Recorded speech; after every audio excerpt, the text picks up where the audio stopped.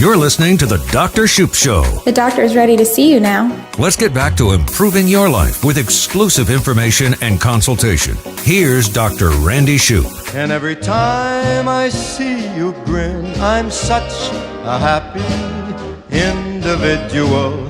Well, here we go. Here is the headline. Common chemicals may lower testosterone levels, study finds. Here's what it is. The University of Michigan researchers studied exposure to chemicals called phthalates and testosterone levels in more than 2,200 people who took part from 2011 to 2012 in a National Health and Nutrition Examination Survey.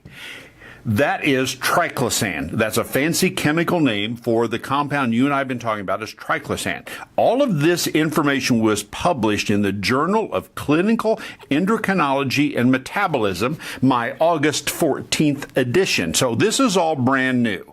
Here's what it's showing. In the last 50 years, there has been a significant decline in men's testosterone levels and a rise in related health problems, such as reduced semen quality in men, genital deformities in newborn, and testosterone alterations and hormonal alterations in women and children. So we are looking at a compound or compounds that are making significant changes to your and my endocrine levels.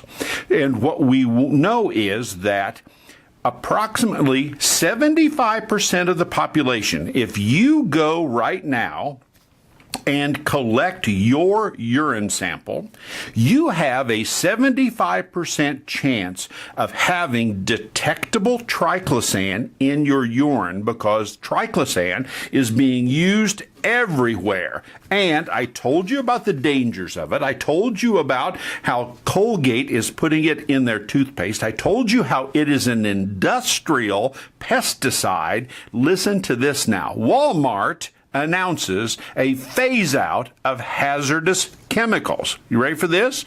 Walmart, the nation's largest retailer, said that beginning in January, it would begin to monitor progress on reducing chemicals that and apply to its own brand of cleaning products and environmental protection agencies designed for the environmental label, which identifies eco-friendly goods.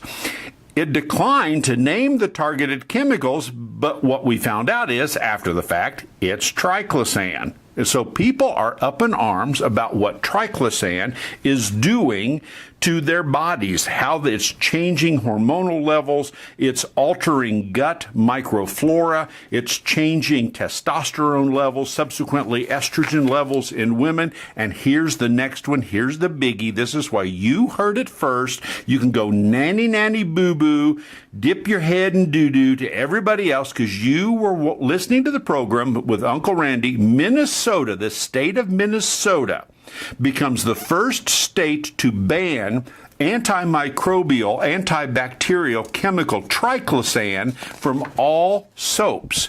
So the entire state of Minnesota is going to ban it. The governor has already signed the legislation because Triclosan not only is getting in people's body, this heavy, heavy, heavy duty antimicrobial, antibacterial agent, but guess what? Minnesota is really proud of, and well should be, their environment. This stuff is getting into the water system, and it's altering significantly the bacteria that is supposed to be in the water, and it's changing the fish habitat environments of an entire Minnesota ecosystem.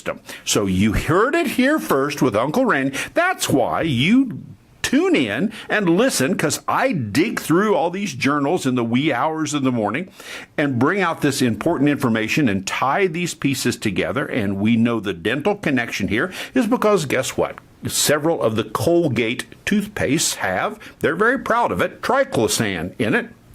But you can look on the shelves now. You will find toothpaste that specifically on the container will say, does not contain Triclosan. I'm a huge fan of does not contain Triclosan.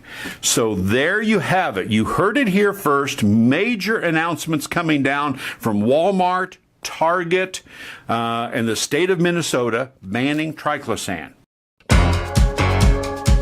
You're listening to the Dr. Shoup Show. Exclusive insider info, audio, and video is online now at ddsradio.com.